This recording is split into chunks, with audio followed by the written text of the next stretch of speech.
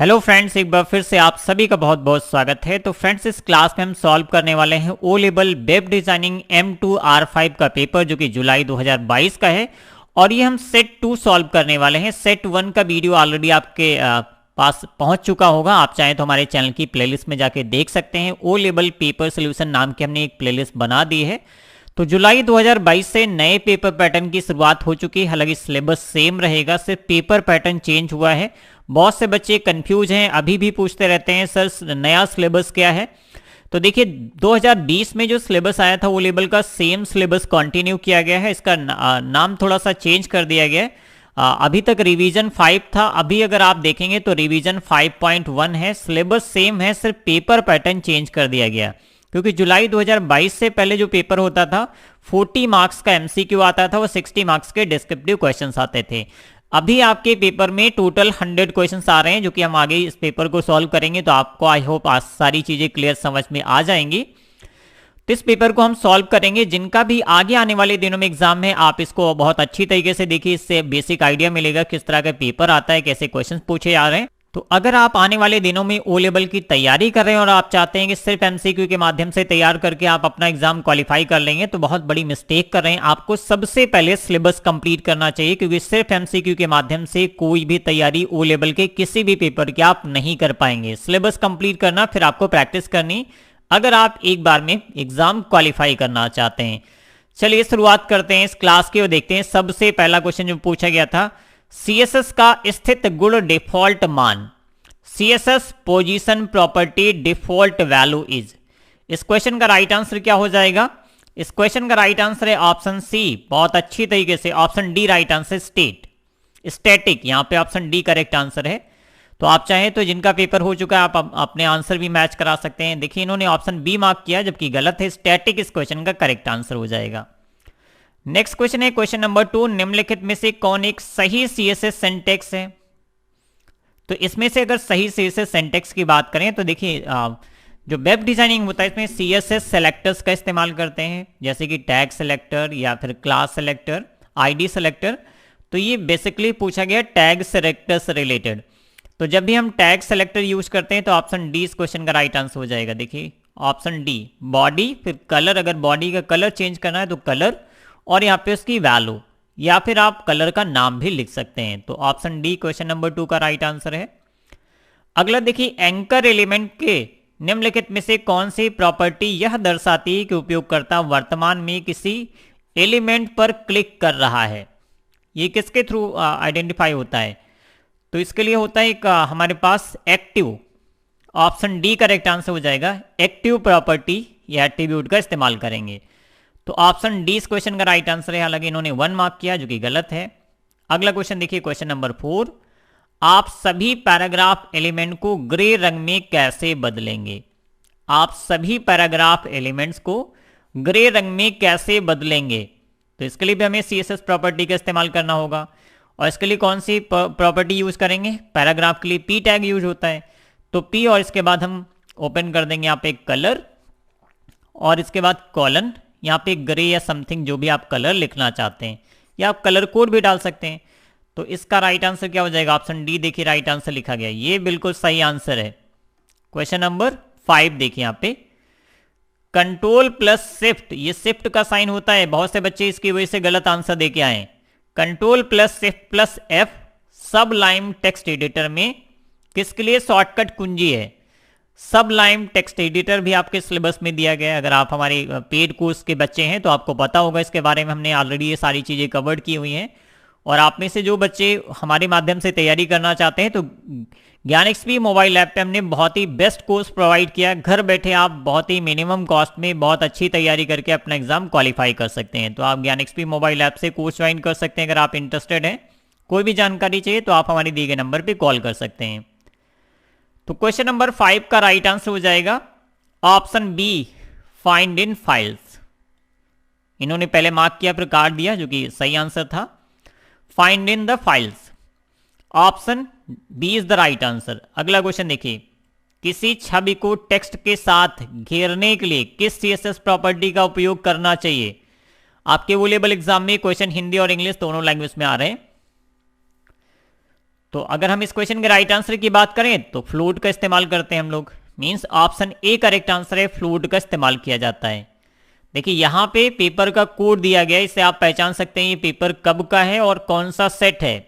M2R5 लिखा गया है और S2 का मतलब ये सेट 2 का पेपर है और यहाँ पे 0822 लिखा गया, मीन्स जुलाई 2022 का पेपर है। तो हर पेपर के लास्ट में आपको इस तरह से पेज पे लिखा रहता है, इससे आप चेक कर सकते हैं कौन सा सेट है और किस ईयर का या किस मंथ का पेपर है। चलिए क्वेश्चन नंबर 7 देखिए, नीचे दिए गए कोड में किस प्रकार के CSS का प्रयोग किया गया है।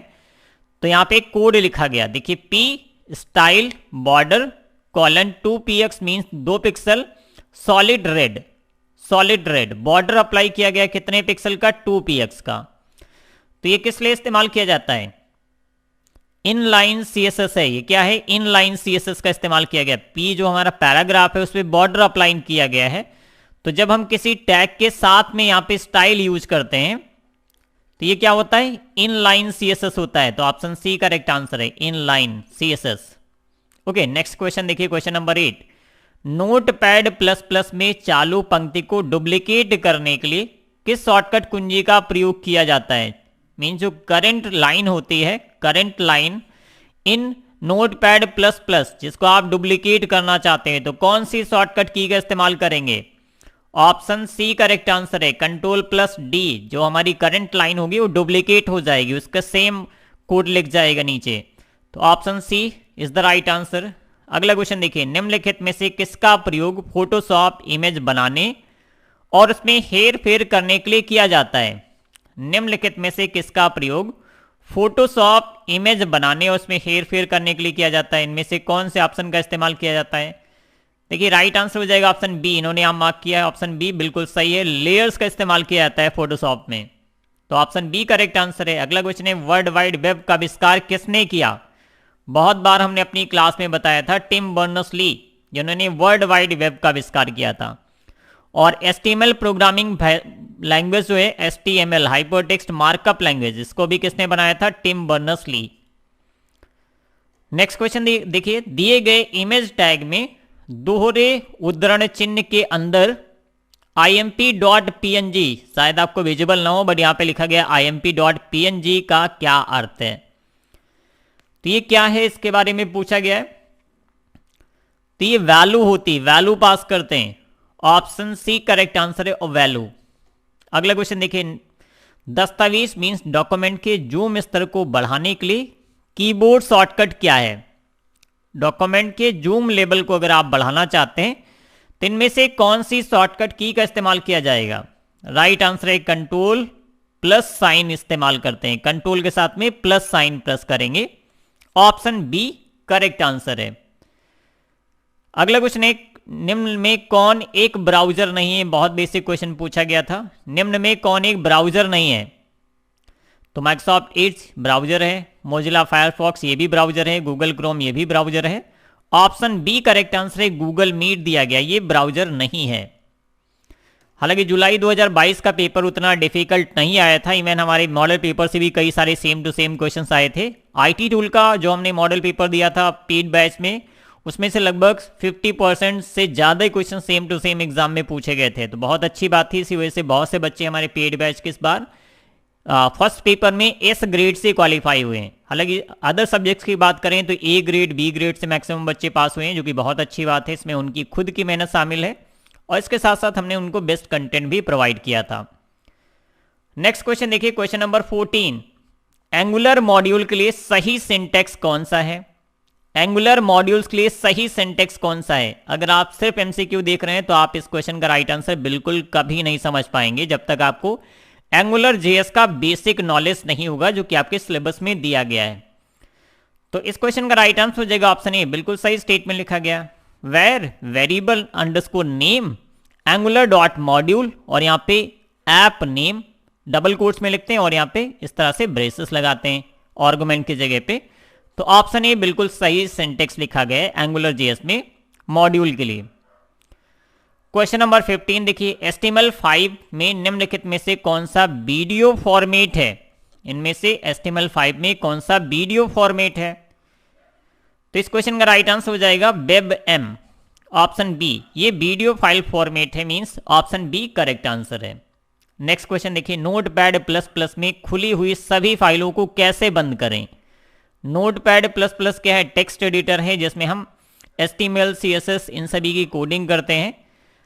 तो सभी खुली हुई फाइल्स को एक साथ बंद करने के लिए कौन सा ऑप्शन इस्तेमाल करते हैं, फाइल में जाएंगे, क्लोज ऑल ऑप्शन मिलता है, ऑप्शन सी करेक्ट आंसर है। क्वेश्चन नंबर 17 देखिए, क्वेश्चन नंबर 17, इसमें देखिए एक करेक्शन है एक तरह से, निम्नलिखित में से कौन एक स्टाइल टैग है। बी दिया गया, आई दिया गया, और यहां पे एग्जैक्टली क्या दिया गया वो मेंशन नहीं हो पा रहा है, यहां पे शायद TT लिखा गया है। तो इस क्वेश्चन में एक करेक्शन है। इससे पहले भी जितने भी हमने पेपर सोल्यूशन प्रोवाइड किए M1 और M2 के, उन सभी में बहुत सारे सेट्स में, अलग अलग सेट्स में कई सारे ऐसे क्वेश्चन थे जिनमें करेक्शन थे, गलतियां थी। तो इसमें देखो कोई भी स्टाइल टैग नहीं दिया गया, इसमें कोई भी स्टाइल टैग नहीं है। ओके, तो इस क्वेश्चन का राइट आंसर बता पाना थोड़ा सा डिफिकल्ट है क्योंकि क्वेश्चन में करेक्शन है, क्वेश्चन गलत है। अगला क्वेश्चन देखिए, निम्न में से किस विकल्प का उपयोग किसी छवि के कुछ हिस्सों को हटाने के लिए किया जा सकता है। तो बहुत बेसिक क्वेश्चन, इसके लिए राइट आंसर हो जाएगा ऑप्शन बी, क्रॉप ऑप्शन का इस्तेमाल करते हैं। इन्होंने भी ऑप्शन बी दिया है, बिल्कुल सही है। अगला क्वेश्चन देखिए, जब आई फ्रेम टैग, यहां पे आई फ्रेम टैग लिखा गया है, का उपयोग किया जाता है तो निम्न में से कौन सी विशेषता एम्बेड करने के लिए पृष्ठ के URL को परिभाषित करती है। तो आई फ्रेम बेसिकली जैसे कि कोई आपका वेब पेज है, किसी दूसरी वेबसाइट है जिसको आप अपनी वेबसाइट पे एज अ पेज कंटेंट की तरह उसे आप एम्बेड करना चाहते हैं किसी पेज में, तो आई फ्रेम टैग का इस्तेमाल करते हैं। उसके लिए हमें SRC की जरूरत होती है, ऑप्शन ए इस क्वेश्चन का राइट आंसर है। SRC mean source. Next question देखिए, कंप्यूटर है जो एक नेटवर्क से जुड़े हैं और अन्य कंप्यूटर को संसाधन प्रदान करते हैं, ऐसा कौन सा कंप्यूटर होता है, server, main frame, network, clients, ऐसे कौन से कंप्यूटर्स होते हैं। कंप्यूटर हैं जो एक नेटवर्क से जुड़े हैं और अन्य कंप्यूटर को संसाधन प्रोवाइड करते हैं, तो ये हो जाएगा सर्वर पीसी, ये सर्वर पीसीज होते हैं, ऑप्शन ए करेक्ट आंसर है। ऑप्शन बी इन्होंने मार्क किया जो कि गलत है, हालांकि नीचे इन्होंने फिर से ए किया है, ये बिल्कुल सही है। एंगुलर JS एक्सप्रेशन के बारे में निम्नलिखित में से कौन सा सही है। अभिव्यक्ति उसी तरह व्यवहार करती है जैसे NG बाइट निर्देश। इसका अगर इंग्लिश वर्जन आप पढ़ेंगे तो शायद आपको बेस्ट तरीके से समझ में आएगा, बट इस क्लास को बहुत लंबा नहीं करेंगे, डायरेक्ट हम आंसर्स बता देते हैं। ये सभी स्टेटमेंट बिल्कुल सही हैं, ये सभी स्टेटमेंट जो एंगुलर JS के बारे में लिखेंगे बिल्कुल सही, ऑप्शन डी इन्होंने मार्क किया है जो कि बिल्कुल सही है। ओके, अगला क्वेश्चन देखिए, निम्नलिखित में से कौन सा कथन जावास्क्रिप्ट में एरोज को परिभाषित करता है, एरेज को परिभाषित करता है। सॉरी, यहाँ पे एरे क्या होता है, कलेक्शन ऑफ सिमिलर एलिमेंट्स। इनमें से कौन सा कथन जावास्क्रिप्ट में एरे को परिभाषित करता है। एरे क्या होता है, similar type of element of collections होता है, जैसे कि इंटीजर टाइप की सारी वैल्यूज होंगे या अल्फाबेट्स होंगे या कैरेक्टर्स ही होंगे, तो सिमिलर टाइप की वैल्यूज का एक कलेक्शन होता है जिसको हम एरे के नाम से जानते हैं। ये कई अलग अलग उसमें हो सकते हैं, जैसे 1D array, 2D array, 3D array या फिर ND एरे। तो इस क्वेश्चन का राइट आंसर हो जाएगा, यह वैल्यूज की एक क्रमबद्ध सूची है। क्या होता है, एक तरह की एक ऑर्डर लिस्ट होती है, इसको ऑर्डर लिस्ट बोलेंगे।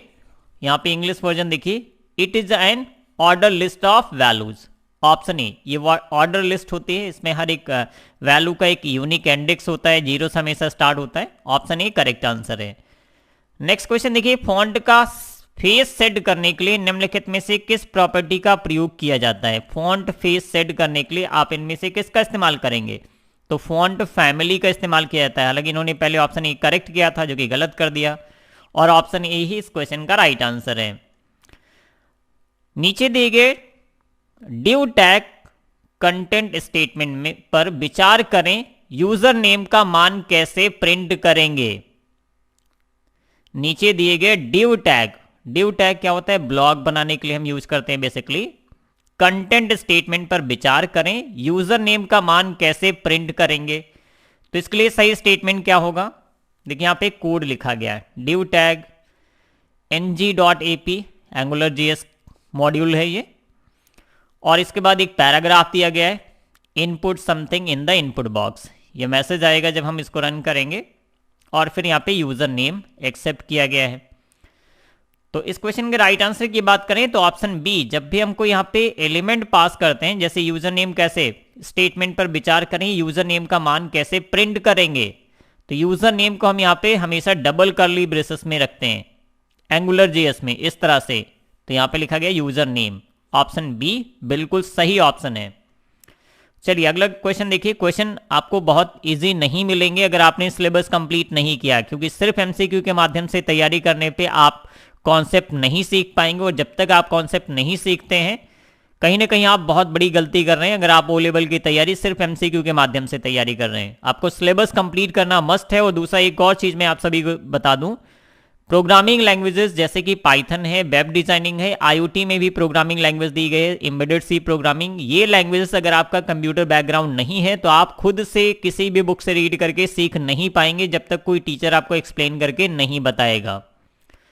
तो याद रखिएगा, आपको थोड़ी सी मेहनत करनी है, और आप चाहें तो ज्ञान एक्सपी मोबाइल ऐप के माध्यम से घर बैठे बेस्ट तैयारी कर सकते हैं, जिसमें बेसिक लेवल से एडवांस लेवल तक आपके ओ लेवल के सभी टॉपिक्स को प्रैक्टिकल के साथ कवर किया गया है। उन सभी बच्चों को खास तौर पे ध्यान में रखा गया जो बहुत ही वीक होते हैं या फिर उनको प्रोग्रामिंग का बिल्कुल भी नॉलेज नहीं है, इसी वजह से बहुत बेस लेवल से टॉपिक्स को कवर किया गया और चैप्टर वाइज एक एक टॉपिक प्रैक्टिकल के साथ डिटेल में एक्सप्लेन किया गया है।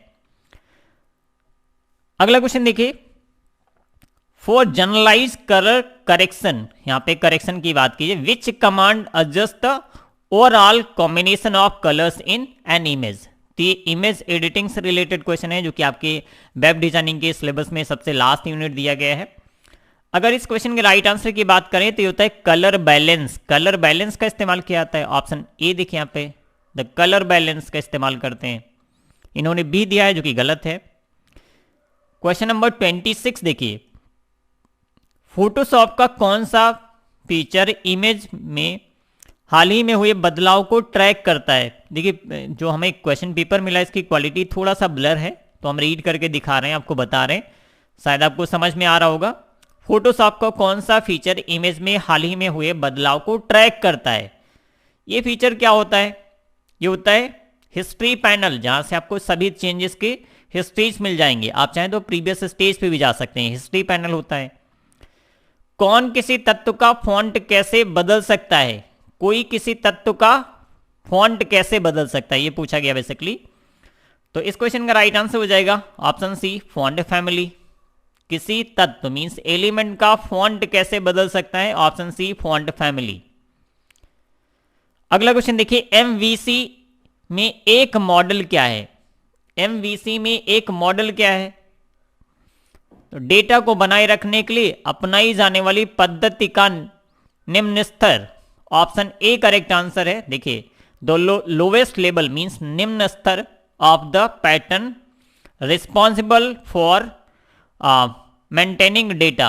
यहाँ पे पिक्चर क्वालिटी थोड़ी सी ब्लर है तो कंटेंट रीड करने में डिफिकल्टी हो रही, बट ये क्वेश्चन जुलाई 2022 ओ लेवल के वेब डिजाइनिंग के एग्जाम में पूछे गए थे और ये हम सेट नंबर 2 सॉल्व कर रहे हैं। अगला क्वेश्चन देखिए, यहां पे पूछा गया मार्क्यू टैग। मार्क्यू टैग कहां पे इस्तेमाल करते हैं, जैसे हमें कोई टेक्स्ट चलाना है स्क्रोलिंग में, हम चाहते हैं कि हमारी वेबसाइट पे कोई यहां पे टेक्स्ट स्क्रॉल करता रहे। आपने देखा होगा ज्ञानिक्सी.com वेबसाइट के ऊपर न्यूज फ्लैश होती रहती है जो कि रनिंग में रहता है टेक्स्ट, तो marquee tag is use for, तो इसका राइट आंसर हो जाएगा ऑप्शन ए, इन्होंने दिया है बिल्कुल सही, to scroll place of text और इमेज। इसमें हम इमेज या टेक्स्ट को स्क्रॉल कर सकते हैं, ऑप्शन ए करेक्ट आंसर है।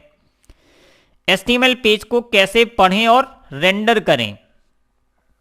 एचटीएमएल पेज को कैसे पढ़ें और रेंडर करें, ये किसके थ्रू होता है बेसिकली, तो इस क्वेश्चन का राइट आंसर इन्होंने ऑप्शन सी दिया है जो कि बिल्कुल सही, through web browser. Web browser के माध्यम से एचटीएमएल में लिखे गए पेजेस के कंटेंट्स को रीड किया जाता है और इसी के थ्रू से रेंडर भी किया जाता है। रेंडर करने के बाद ही आपको वो कंटेंट वेब ब्राउजर पे डिस्प्ले होता है, दिखाई पड़ता है।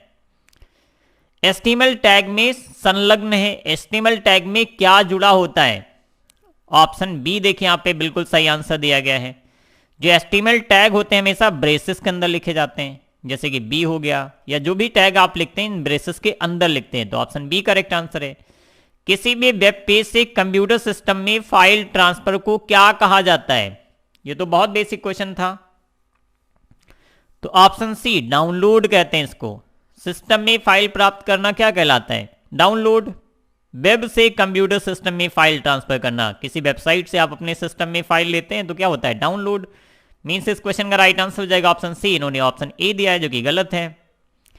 फोटोशॉप फाइल के लिए फाइल एक्सटेंशन क्या है? फोटोशॉप में जब फाइल्स क्रिएट करते हैं तो उस फाइल को जो डिफॉल्ट एक्सटेंशन होता है उस एक्सटेंशन का नाम पूछा गया है, तो .pds होता है, pds फाइल होती है। ऑप्शन ए करेक्ट आंसर है।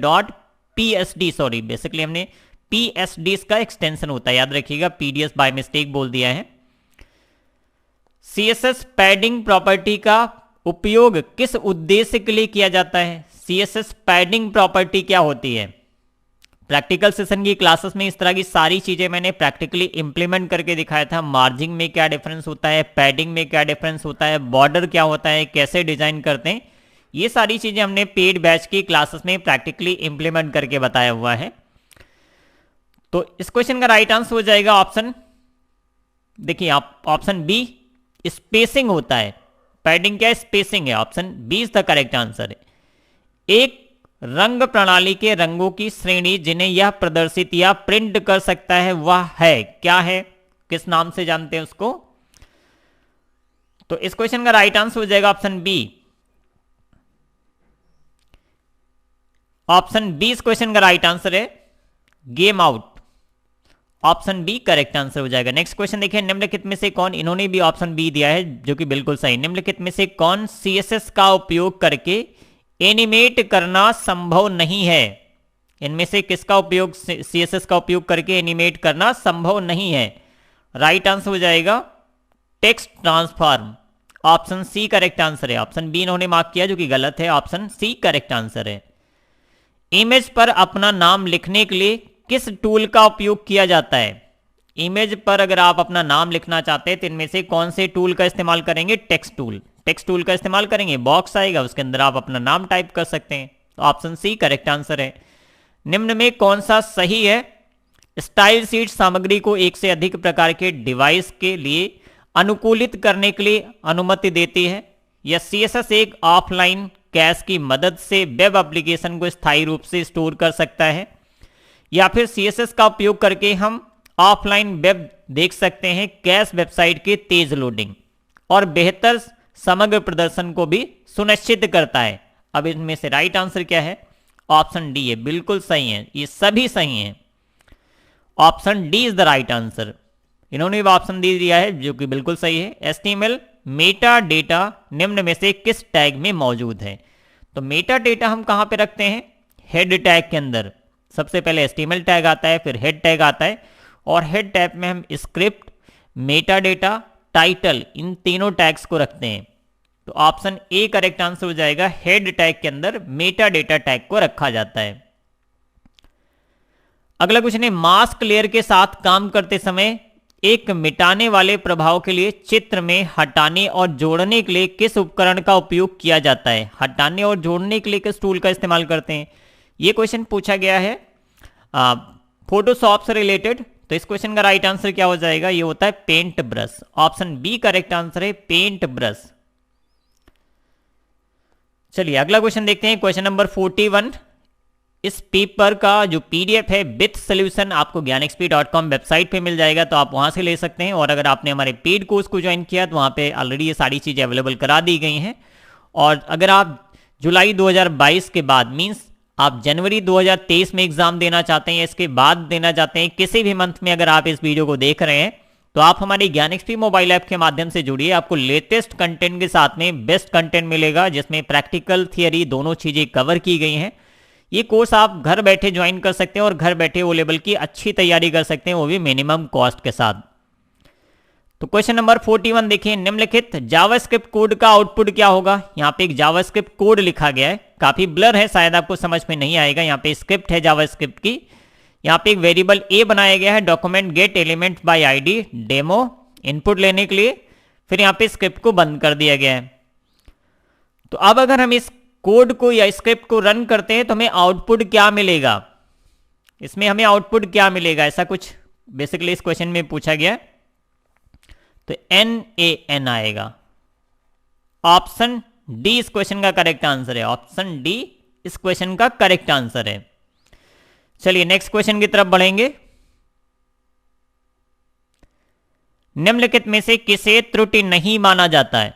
इनमें से किसे त्रुटि नहीं माना जाता है? Question number 42। शून्य से विभाजन, ये कोई त्रुटि नहीं होती है। शून्य से विभाजन ये कोई एरर में नहीं आता है। ओके, हाँ, एरर आपको अगर एक्सेल में देखेंगे 0 से डिवाइड करेंगे तो वहां पे डिवीजन एरर शो करता है, बट प्रोग्रामिंग लैंग्वेज में 0 से डिवाइड करना कोई एरर नहीं है। तो ऑप्शन ए राइट आंसर है। नेक्स्ट देखिए, control shift P, control shift P फिर से पूछा गया सब लाइन टेक्स्ट एडिटर के लिए को खोलने का शॉर्टकट कुंजी क्या है?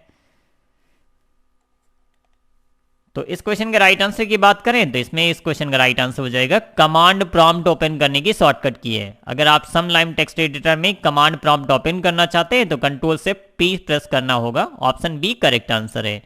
निम्नलिखित में से कौन सा है, कौन से कथन सही है? Question number 44।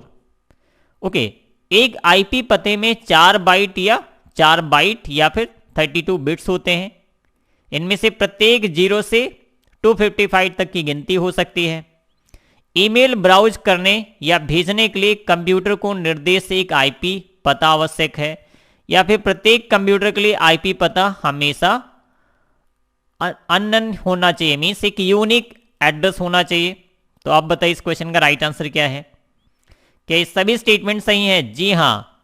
कौन सा है, कौन से कथन सही है? सभी स्टेटमेंट सही है। ऑप्शन डी इस क्वेश्चन का राइट आंसर है। क्वेश्चन नंबर 45 देखिए, निम्नलिखित में से कौन एक नेटवर्क पर मौजूद प्रत्येक कंप्यूटर द्वारा अनुसरण किए जाने वाले प्रत्येक नियमों के सेट को क्या कहते हैं, परिभाषित करता है? किसको परिभाषित करता है? तो राइट आंसर है ऑप्शन डी, प्रोटोकॉल को परिभाषित करता है। Protocol means set of rules, जैसे कि एचटीटीपी, एसएमटीपी, यूडीपी, टीसीपी, ये सभी क्या है, प्रोटोकॉल्स के नाम है। निम्नलिखित में से किस फाइल प्रकार में एनिमेटेड होने की क्षमता नहीं है? इनमें से कौन से फाइल टाइप में एनिमेटेड कंटेंट नहीं हो सकते? देखिए नहीं लिखा गया है और इन्होंने पूरा क्वेश्चन नहीं रीड किया और GIF लिख दिया, जो कि गलत है, क्योंकि जस्ट अपोजिट क्वेश्चन पूछा गया और इसी वजह से पूरा क्वेश्चन रीड करना बहुत जरूरी है। निम्नलिखित में से किस फाइल प्रकार में एनिमेटेड होने की क्षमता नहीं है? PNG, GIF, उपरोक्त में से कोई नहीं। इस क्वेश्चन के राइट आंसर की बात करें तो ऑप्शन डी, इन सभी में एनिमेटेड फाइल्स हो सकती हैं। ऑप्शन डी करेक्ट आंसर है। यदि एक पैराग्राफ के लिए परम एक डोम ऑब्जेक्ट है तो पैराग्राफ में टेक्स्ट को बदलने के लिए निम्नलिखित में से कौन सा सही सिंटेक्स है? ये क्वेश्चन किससे रिलेटेड है? जावास्क्रिप्ट से रिलेटेड है। ओके, तो इस क्वेश्चन के राइट आंसर की बात करें तो क्या हो जाएगा? परम डॉट वैल्यू और update text. Option A correct answer हो जाएगा। ऑप्शन ए इस क्वेश्चन का राइट आंसर है। अगला क्वेश्चन देखिए, क्वेश्चन नंबर 48। निम्न में से कौन सा निर्देश किसी को फॉर्म का उपयोग करने की अनुमति देता है? निम्नलिखित में से कौन सा निर्देश किसी को फॉर्म का उपयोग करने की अनुमति देता है? तो इस क्वेश्चन का राइट आंसर हो जाएगा ऑप्शन ए। बिल्कुल सही आंसर दिया है, NGIF। ऐसा एग्जाम्पल भी मैंने यहाँ पे आपके पेपर में भी दिया गया है। तो ऑप्शन ए करेक्ट आंसर है। वर्तमान HTML दस्तावेज में बाहरी जावास्क्रिप्ट फाइल को कॉल करने के लिए सही सिंटेक्स क्या है? आप चाहें तो एक एक्सटर्नल फाइल पे जावास्क्रिप्ट का कोड लिख सकते हैं और उसे आप अपने पेज में कॉल कर सकते हैं उसके लिंक के थ्रू। उसको आप, उसका जो भी URL होगा, पाथ होगा, उसको आपको अपने कोड में जोड़ना होगा। तो उसके लिए सही सिंटेक्स क्या है? इसके लिए लिखते हैं स्क्रिप्ट src और यहाँ पे उसका फाइल नेम .js, ये सही सिंटेक्स होता है। ऑप्शन ए इस क्वेश्चन का राइट आंसर है। अलग इन्होंने ऑप्शन बी दिया है जो कि गलत है। ऑप्शन ए करेक्ट आंसर है। Question number 50। निम्नलिखित में से कौन सा या कौन से मार्कअप भाषा का उद्देश्य है? जो मार्कअप लैंग्वेज होती है उसका क्या उद्देश्य है? तो इस क्वेश्चन का राइट आंसर हो जाएगा, देखिए, हाइपर टेक्स्ट क्षमताएं जोड़ना या दस्तावेज को बढ़ाना, बदलना, किसी दस्तावेज में तत्वों के परिभाषित करने के लिए किया जाता है। तीनों के लिए इसका उपयोग होता है। ये सभी इसके उद्देश्य होते हैं। ऑप्शन डी करेक्ट आंसर है। अगला क्वेश्चन है क्वेश्चन नंबर 51। कौन सा कथन जावास्क्रिप्ट में वर और लेट कीवर्ड के बीच सही अंतर निर्दिष्ट करता है? पेड बैच में हमने इन सभी के बारे में बहुत डिटेल में कवर किया हुआ है, तो इस क्वेश्चन के राइट आंसर की बात करें, देखिए ऑप्शन डी इन्होंने मार्क किया जो कि बिल्कुल सही है। वर जो कीवर्ड होता है defines function scope variable while let define block scope variable, means let जो कीवर्ड होता है वो हम ब्लॉक वाइज उस वेरिएबल की स्कोप को डिफाइन करने के लिए करते हैं, जबकि वेरिएबल वर जो कीवर्ड होता है डिफाइन फंक्शन स्कोप, फंक्शन के स्कोप, फंक्शन के अंदर जो वेरिएबल्स होते हैं उसके स्कोप को डिफाइन करने के लिए किया जाता है। तो ऑप्शन डी इस क्वेश्चन का राइट आंसर है। इंटरनेट से जुड़ने के लिए निम्न में से क्या आवश्यक है? इंटरनेट से जुड़ने के लिए निम्न में से क्या आवश्यक है? तो इंटरनेट सर्विस प्रोवाइडर आवश्यक है, ऑप्शन सी दिया है इन्होंने, बिल्कुल सही है। अगला क्वेश्चन देखिए, एक सीएसएस फाइल में एक अधिक लाइन टिप्पणियां कैसे सम्मिलित करें, मींस एक लाइन से ज्यादा अगर आपको मल्टीपल लाइंस के कमेंट्स लगाने हैं सीएसएस में, तो आप इनमें से कौन सा सिंटेक्स यूज करेंगे? बिल्कुल सही, ऑप्शन सी दिया है यहाँ पे, स्लैश एस्ट्रिक, फिर यहाँ पे स्टेटमेंट लिखेंगे और जब तक हम इसको बंद नहीं करते हैं इस तरह से, आप मल्टीपल कितनी भी लाइंस में कमेंट्स को जोड़ सकते हैं सीएसएस में। तो ऑप्शन सी करेक्ट आंसर है क्वेश्चन नंबर 54। देखिए, कौन सी सीएसएस प्रॉपर्टी यह तय करने में मदद करती है कि टेक्स्ट को क्लिप किया जाना चाहिए, कुछ बिंदु दिखाएं या एक कस्टम स्ट्रिंग प्रदर्शित करें? इसके लिए किसका इस्तेमाल किया जाता है? तो इस क्वेश्चन के राइट आंसर की बात करें तो टेक्स्ट शैडो होता है, जिसमें आपको थोड़ा सा टेक्स्ट दिखाई पड़ता है। तो option C text shadow property का आप इस्तेमाल कर सकते हैं सीएसएस में। ओके, अगला देखिए, एचटीएमएल में ऑर्डर की गई सूची बनाने के लिए निम्न में से किसका उपयोग किया जाता है? ऑर्डर और अनऑर्डर दो तरह की लिस्ट होती हैं, ऑर्डर के लिए ओएल और अनऑर्डर के लिए यूएल का इस्तेमाल करते हैं। तो ऑप्शन बी इस क्वेश्चन का राइट आंसर है। एचटीटीपी का पूर्ण रूप क्या है? बहुत बेसिक क्वेश्चन पूछा गया है, आई होप आप सभी को आता होगा, हाइपर टेक्स्ट ट्रांसफर प्रोटोकॉल। तो ऑप्शन ए करेक्ट आंसर हो जाएगा इस क्वेश्चन का। अगला क्वेश्चन है, नीचे दी गई सीएसएस गुणों मींस प्रॉपर्टी से टेक्स्ट को बोल्ड करने के लिए निम्नलिखित में से किसका उपयोग किया जाता है? अगर टेक्स्ट को बोल्ड करना है सीएसएस प्रॉपर्टी के माध्यम से तो हम क्या लिखेंगे? फॉन्ट वेट और इसके बाद बोल्ड। ये ऑप्शन सी करेक्ट आंसर हो जाएगा, font weight bold, option C correct answer है। नेक्स्ट क्वेश्चन देखिए, निम्नलिखित में से कौन एक माउस इवेंट नहीं है? इनमें से कौन सा एक माउस इवेंट नहीं है? On click, on mouse scroll या फिर ऑन माउस स्क्रॉल या फिर ऑन माउस मूव, इनमें से कौन सा नहीं है? यहां पे ओवर लिखा हुआ है, माउस ओवर या फिर माउस मूव, स्क्रॉल या फिर क्लिक, इनमें से कौन सा नहीं है? माउस इवेंट नहीं इनमें से। तो इस क्वेश्चन के राइट आंसर की बात करें तो mouse scroll, option B correct answer हो जाएगा। ये कोई इवेंट नहीं होता इसमें, तो ऑप्शन बी करेक्ट आंसर हो जाएगा। माउस ओवर, जब आप उसके ऊपर टेक्स्ट के ऊपर या इमेज के ऊपर ले जाते हैं तो क्या प्रॉपर्टी होनी चाहिए उसकी इवेंट की, वो यहाँ पे इसके लिए यूज किया जाता है। तो ऑप्शन बी इस क्वेश्चन का राइट आंसर है। अगला क्वेश्चन देखिए, कौन सा चयनकर्ता एक निश्चित अवस्था के आधार पर तत्वों का चयन करता है? तो इस क्वेश्चन के राइट आंसर की बात करें तो ऑप्शन बी करेक्ट आंसर है। स्यूडो क्लास सेलेक्टर होता है, pseudo class selector, option B इन्होंने दिया है जो कि बिल्कुल सही। क्वेश्चन नंबर 60 देखिए, निम्नलिखित में से कौन एक टेक्स्ट एडिटर नहीं है? इनमें से कौन सा एक टेक्स्ट एडिटर नहीं है? आमतौर पे हम किसका इस्तेमाल करते हैं? नोटपैड जो हमारे विंडोज ऑपरेटिंग सिस्टम में होता है, नोटपैड प्लस प्लस का आप इस्तेमाल कर सकते हैं, सबलाइम एडिटर का इस्तेमाल कर सकते हैं, माइक्रोसॉफ्ट का विजुअल स्टूडियो कोड का भी इस्तेमाल कर सकते हैं, ये भी एक टेक्स्ट एडिटर है। पेंट का इस्तेमाल नहीं कर सकते हैं, तो ऑप्शन ए करेक्ट आंसर है, ये एक टेक्स्ट एडिटर नहीं है।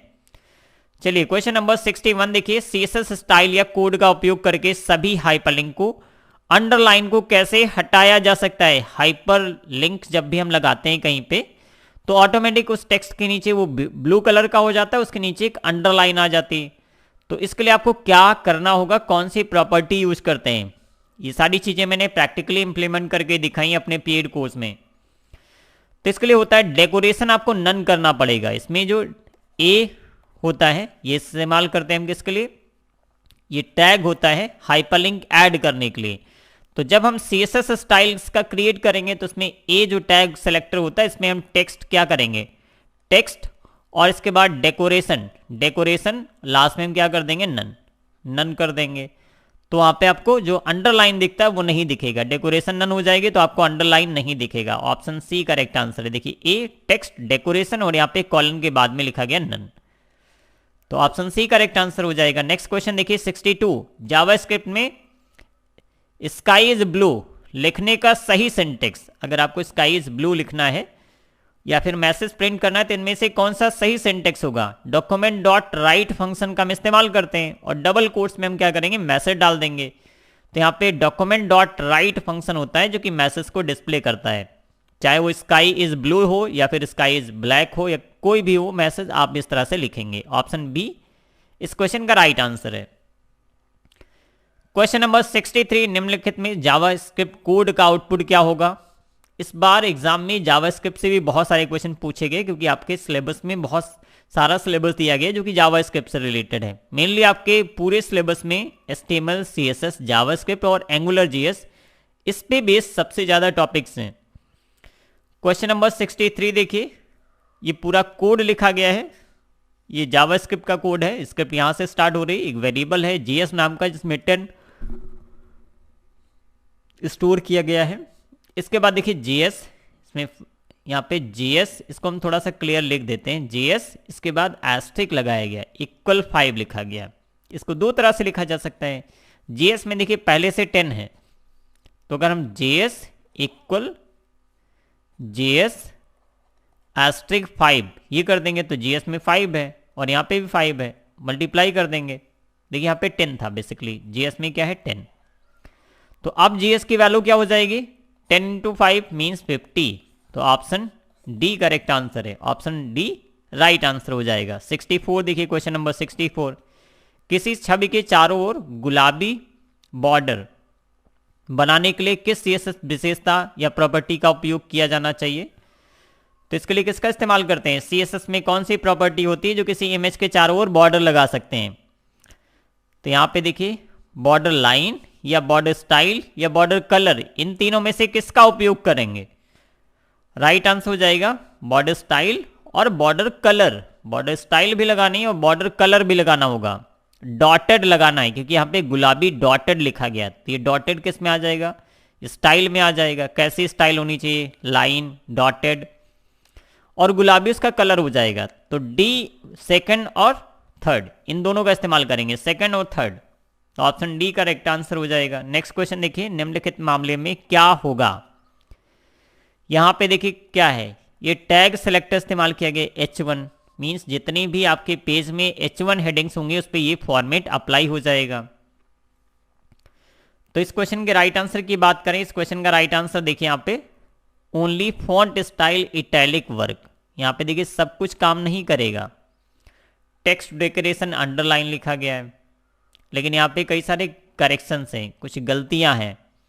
फॉन्ट स्टाइल इटैलिक लिखा गया है, देखिए यहाँ पे रेड लिखा गया है बट इसके बाद में सेमी कॉलन नहीं लगा है। आमतौर पे क्या है, सेमी कॉलन यहाँ पर होना चाहिए था जो कि मिसिंग है, तो यहाँ से लेके यहाँ तक ये पूरा काम नहीं करेगा क्योंकि यहाँ पे सेमी कॉलन लगा, अब इसके बाद वाला काम करेगा। गलती इधर है इस साइड में, तो ये काम नहीं करेगा, सिर्फ इटैलिक वाला काम करेगा।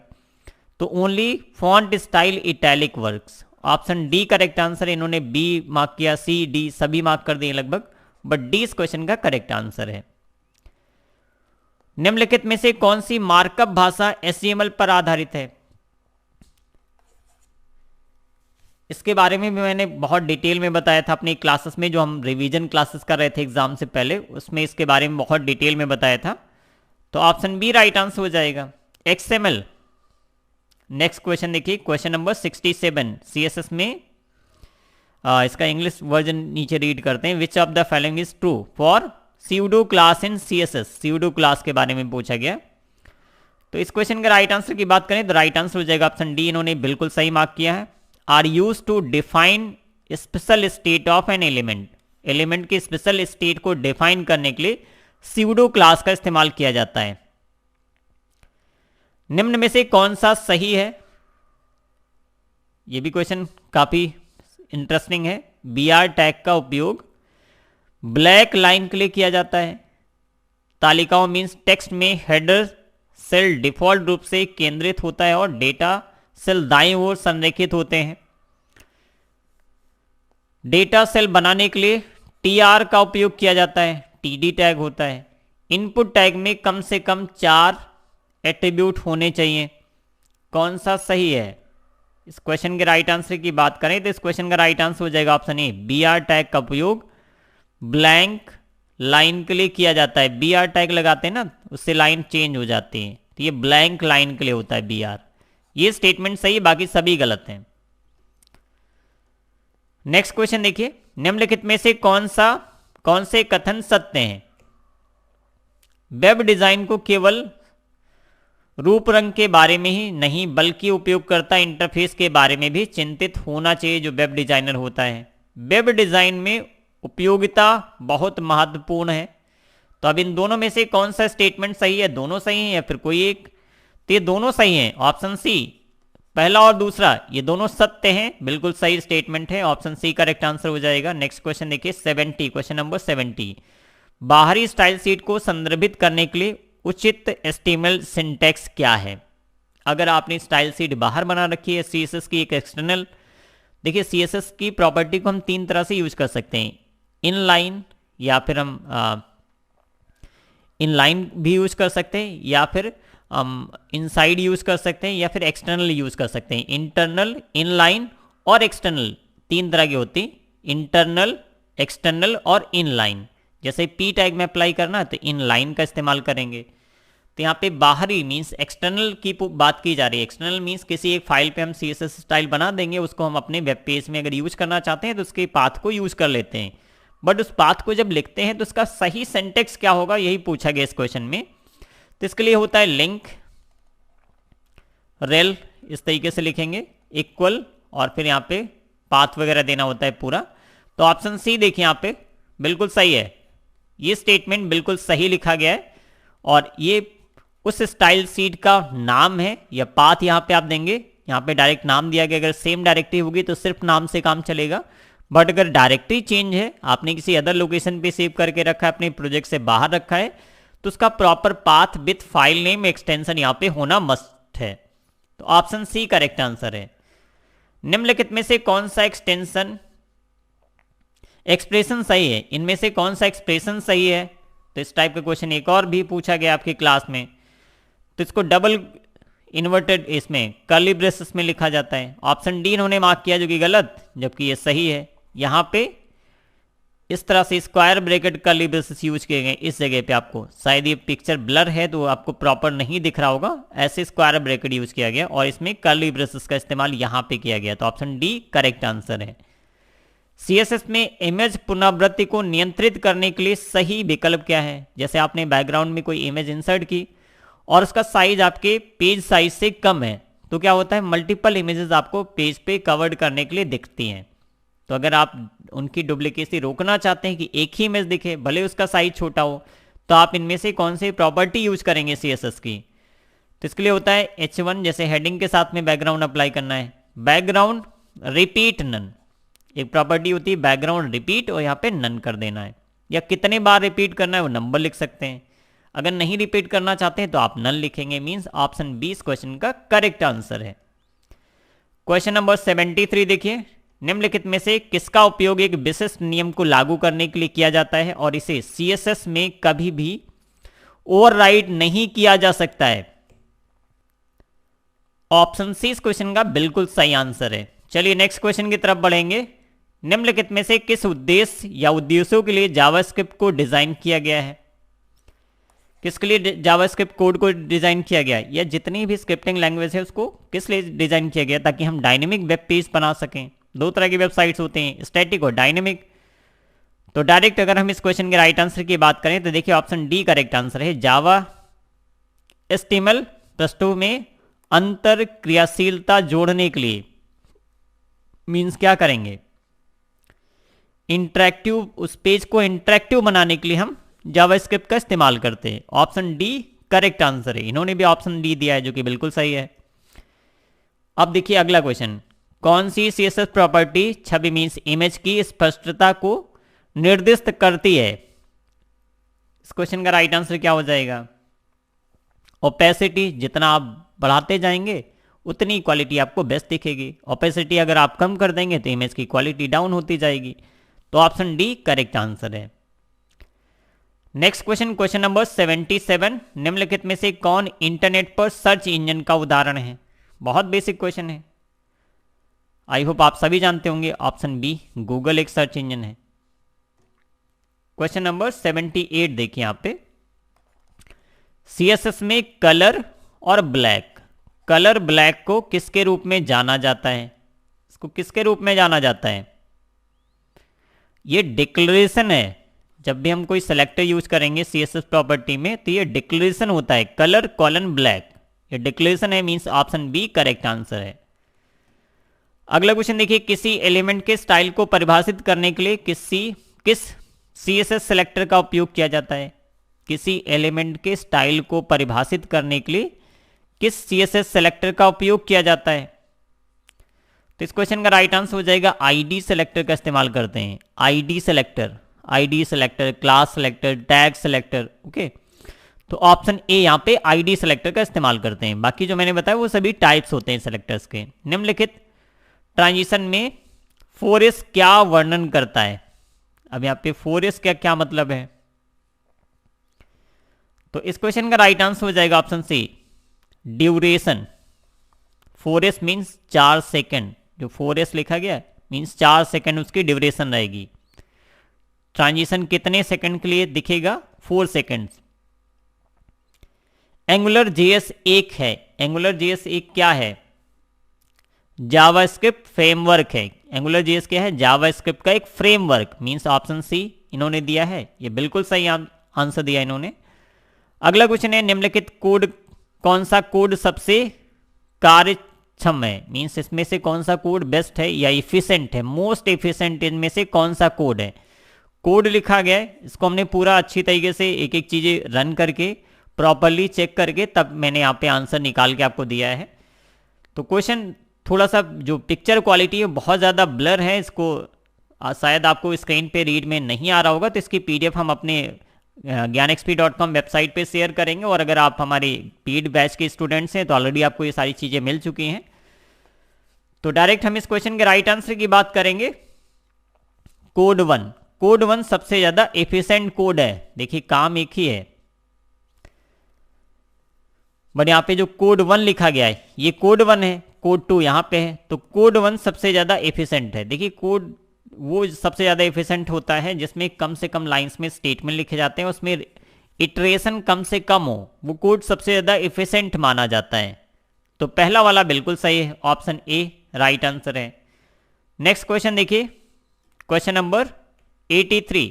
इस बार का जो पेपर है जुलाई 2022 का वो उतना ज़्यादा टफ नहीं था, इजी पेपर आया है, बट अगर आपने सिलेबस नहीं कंप्लीट किया तो आपके लिए ये क्वेश्चन भी बहुत टफ लगेंगे। एंगुलर जेएस में एक मॉड्यूल क्या है? एंगुलर जेएस में एक मॉड्यूल क्या है? इसको एप्लीकेशन के नाम से जानते हैं, ऑप्शन बी करेक्ट आंसर हो जाएगा। इन्होंने कुछ और लिखा है जो कि गलत है, एप्लीकेशन इस क्वेश्चन का राइट आंसर है। क्वेश्चन नंबर 84 जो कि बिल्कुल रीडेबल नहीं है, इसकी वजह से हमने इसको सॉल्व नहीं किया है। 85 का भी सेम कंडीशन है, ये भी रीडेबल नहीं है। अगर हमें कहीं इसकी क्लियर कॉपी मिलती है तो हम रिवीजन क्लासेस में इन क्वेश्चंस को अलग से डिस्कस करेंगे।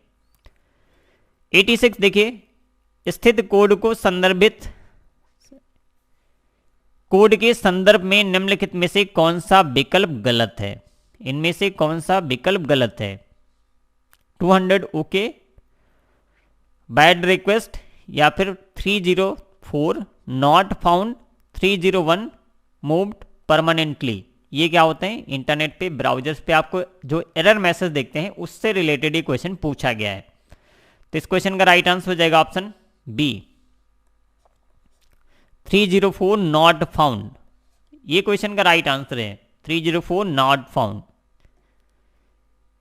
ये गलत लिखा है। बाकी सभी ऑप्शंस बिल्कुल सही हैं। सुपरस्क्रिप्ट टेक्स्ट के लिए उपयोग किया जाने वाला HTML टैग, सुपरस्क्रिप्ट के लिए कौन सा टैग इस्तेमाल करते हैं? सब SUP, और सब स्क्रिप्ट के लिए SUB इस्तेमाल करते हैं। तो ऑप्शन ए करेक्ट आंसर है। नेक्स्ट है, CSS में सेलेक्टर्स का उपयोग उन तत्वों का चयन करने के लिए किया जाता है जिन्हें आप स्टाइल करना चाहते हैं। इनमें से किसका, कौन से टाइप के सेलेक्टर का इस्तेमाल किया जाता है? इनमें से किस टाइप के सेलेक्टर का इस्तेमाल किया जाता है? सीएसएस में सेलेक्टर्स पैटर्न्स का उपयोग उन तत्वों का चयन करने के लिए किया जाता है जिन्हें आप स्टाइल करना चाहते हैं। Means option B correct answer है। ऑप्शन बी इस क्वेश्चन का राइट आंसर है। नेक्स्ट क्वेश्चन देखिए 89, क्वेश्चन नंबर 89। एक HTML5 दस्तावेज के लिए एक डिक्लेरेशन है, इनमें से कौन सा डिक्लेरेशन होगा? HTML5 डॉक्यूमेंट के लिए कौन सा डिक्लेरेशन होता है? सबसे पहले ऑप्शन बिल्कुल सही है। जब भी आप देखते होंगे तो ये आपने देखा होगा, ये ऐसा लिखा रहता है, जो कि बिल्कुल सही स्टेटमेंट है। ऑप्शन ए करेक्ट आंसर हो जाएगा।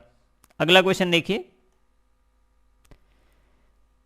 CSS सिंटैक्स को कितने भागों में बांटा गया है? CSS सिंटैक्स को कितने भागों में बांटा गया है? तो इस क्वेश्चन का राइट आंसर हो जाएगा सेलेक्टर्स और डी सिलेक्शन। सेलेक्टर और डी सिलेक्शंस में डिवाइड किया गया है। तो ऑप्शन ए करेक्ट आंसर है इसका, बिल्कुल सही। इन्होंने भी ऑप्शन ए दिया है जो कि करेक्ट आंसर है। अगला क्वेश्चन देखिए, इमेज पिक्सल के रंगों को बदलकर एक इमेज का रूप बदल देता है। अब इस क्वेश्चन का राइट आंसर क्या हो जाएगा? फिल्टरिंग। आप फिल्टर अप्लाई करते हैं ना, तो ऑप्शन बी करेक्ट आंसर है फिल्टरिंग। आप जब इंस्टा पे फोटो अपलोड करते हैं तो फिल्टर इसी वजह से अप्लाई किया जाता है। निम्नलिखित में से कौन वेब किट के लिए CSS एक्सटेंशन प्रीफिक्स है? इनमें से कौन सा वेब किट के लिए CSS एक्सटेंशन प्रीफिक्स है? प्रीफिक्स मींस जो पहले लगाया जाता है। तो इस क्वेश्चन का राइट आंसर हो जाएगा web kit. Option A correct answer है, ये प्रीफिक्स होता है। नेक्स्ट क्वेश्चन देखिए, W3 CSS एक मानक CSS है जिसमें jQuery लाइब्रेरी या समथिंग क्या है? इस क्वेश्चन का राइट आंसर हो सकता है। इस क्वेश्चन का राइट आंसर हो जाएगा, जैसे jQuery लाइब्रेरी एक मानक CSS है, इनमें से जैसे jQuery लाइब्रेरी, जावास्क्रिप्ट लाइब्रेरी, ए और बी दोनों सत्य या फिर ए और बी दोनों असत्य, ये सही हो जाएगा। ये असत्य हैं, जावास्क्रिप्ट लाइब्रेरी नहीं होती, ना ही jQuery होती, तो ए और बी दोनों असत्य हैं। W3 CSS क्या होती है? ये एक स्टैंडर्ड फ्रेमवर्क है किसके लिए? CSS के लिए। तो ऑप्शन डी करेक्ट आंसर हो जाएगा। अगला क्वेश्चन देखिए, वेब क्लाइंट वेब पेज देखने के लिए किस प्रोग्राम का उपयोग करते हैं? वेब क्लाइंट वेब पेज को देखने के लिए किसका इस्तेमाल करते हैं? वेब ब्राउजर्स का। बहुत बेसिक क्वेश्चन है, option A web browser. Next question देखिए, क्वेश्चन नंबर 95। CSS का उपयोग करके सफेद रंग निर्दिष्ट करने के लिए निम्नलिखित में से कौन से तरीके मान्य हैं? इनमें से कौन से तरीके मान्य हैं? CSS का उपयोग करके सफेद रंग, कलर कोड भी आप दे सकते हैं, चाहे तो व्हाइट भी लिख सकते हैं, ये भी सही है। आप इतनी बार FF लिख सकते हैं, या फिर आप 255 255 255 भी लिख सकते हैं, या फिर RGB FF इन सभी का इस्तेमाल कर सकते हैं। तो यहाँ पे देखिए, इस क्वेश्चन के राइट आंसर की बात करें, पहला और दूसरा बिल्कुल सही है, बट ये तीसरा वाला गलत लिखा गया है, ये सही नहीं है। RGB में हम इस तरह से व्हाइट कलर के लिए पास नहीं करते हैं, तो पहला और दूसरा सही है।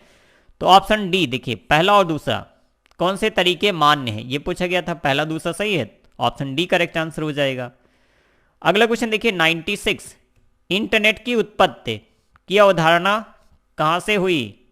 ARPANET। ऑप्शन बी विश्व का सबसे पहला नेटवर्क था, 1969 में इसकी शुरुआत की गई थी। वेब प्रकाशन की आवश्यकता के लिए निम्नलिखित में से कौन सा विकल्प सही है? वेब प्रकाशन मींस वेब पब्लिशिंग, अगर आप अपनी वेबसाइट पब्लिश करना चाहते हैं तो इनमें से कौन सा चाहिए? इंटरनेट कनेक्शन भी चाहिए, वेब डेवलपमेंट सॉफ्टवेयर भी चाहिए, जैसे कि सबलाइम या notepad plus plus text editor, या जो भी अदर सॉफ्टवेयर की रिक्वायरमेंट होती है जिनका आप इस्तेमाल करना चाहते हैं, जैसे कि फोटोशॉप, पिक्चर्स वगैरह डिज़ाइन करने के लिए, बैनर्स डिज़ाइन करने के लिए, और एक वेब सर्वर होना चाहिए। तो इन सभी की आवश्यकता है, ऑप्शन डी करेक्ट आंसर है। यदि हम निम्नलिखित दो वेरिएबल्स को जोड़ते हैं तो किस प्रकार का एक मान मुद्रित होता है? अगर हम दो वेरिएबल्स को जोड़ते हैं तो इनमें से किस प्रकार का मान मुद्रित होता है, मींस कौन सी वैल्यू प्रिंट होगी?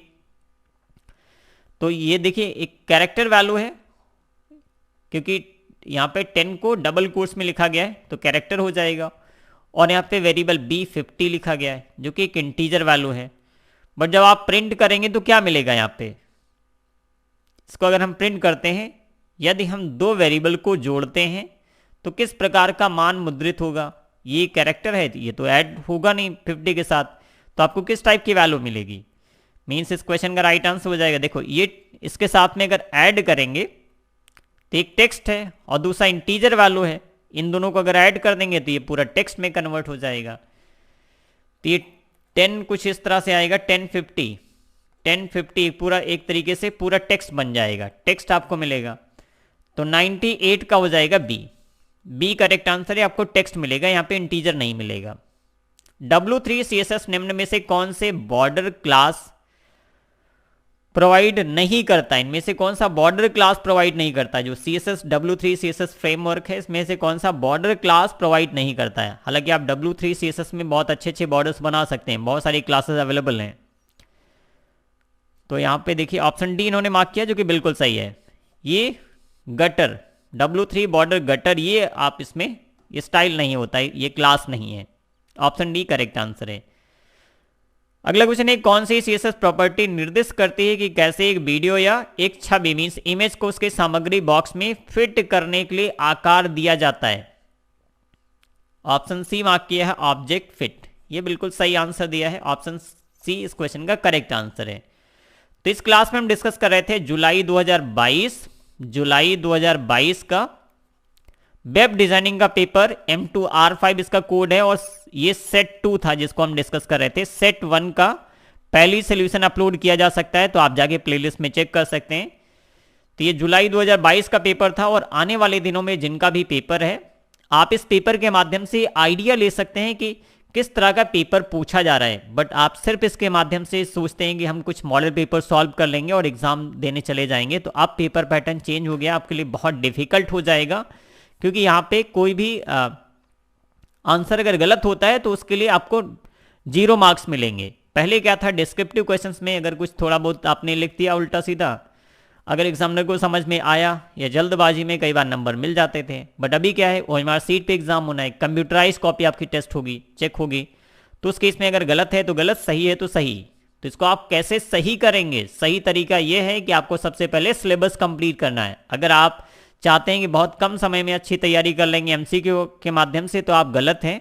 सिर्फ MCQ के माध्यम से अब O लेवल क्वालिफाई करना नामुमकिन है, आपको सिलेबस कंप्लीट करना पड़ेगा। आप कितने भी MCQ क्वेश्चन पढ़ के जाएं, सेम टू सेम MCQ नहीं आएंगे, और एक एक MCQ को मल्टीपल तरीके से पूछा जा सकता है, सेम क्वेश्चंस भी होगा। अगर आपको सब्जेक्ट नॉलेज नहीं है तो आप उसका राइट आंसर नहीं दे पाएंगे। तो बेस्ट सजेशन मेरी तरफ से यही है, आप सबसे पहले सिलेबस कंप्लीट करिए, उसके बाद प्रैक्टिस कीजिए, आराम से आप एक बार में अपना एग्जाम क्वालिफाई कर सकते हैं।